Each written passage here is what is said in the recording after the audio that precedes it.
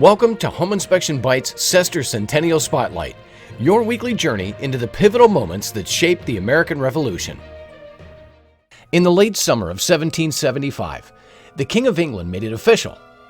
The American colonies were in open revolt. On August 23, George III issued a sweeping decree from London, a declaration that changed the course of history. It was entitled The Proclamation for Suppressing Rebellion and Sedition. In it, the king labeled colonial resistance as treasonous. He urged loyal British subjects to aid in quelling what he called an unnatural rebellion. He said, "Not only all our officers, civil and military, are obliged to exert their utmost endeavors to suppress such rebellion, but that all our subjects of this realm are bound by law to be aiding and assisting in the suppression of such rebellion." The message was unmistakable. There would be no compromise, no reconciliation. Peaceful petitions were over. The king had drawn a line in the sand. King George would have known about the support for the Crown and the colonies, so his likely intent was to divide them. Just weeks earlier, the Continental Congress had sent a final appeal for peace, the Olive Branch Petition, penned in part by John Dickinson and signed by all 13 colonies. But the king refused to read it. Instead, his proclamation declared the colonies enemies of the Crown and offered full military suppression.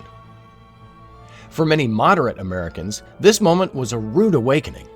If the king himself had turned his back on them, what choice remained? The response from Congress would come months later, on December 6, 1775.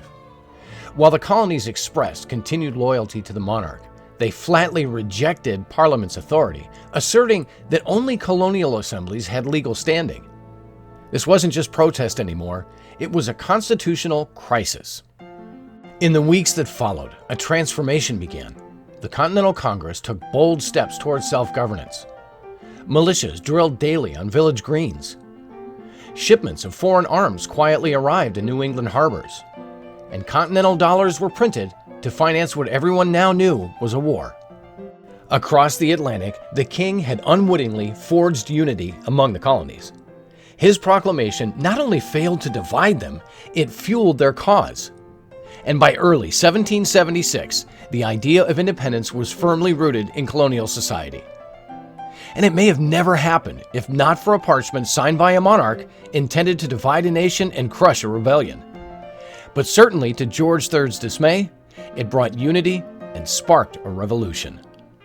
For Home Inspection Bites, I'm Derek Palmaville, and this has been your Sestercentennial Spotlight, where 250 years later, we remember the week the king declared war and the colonies declared freedom.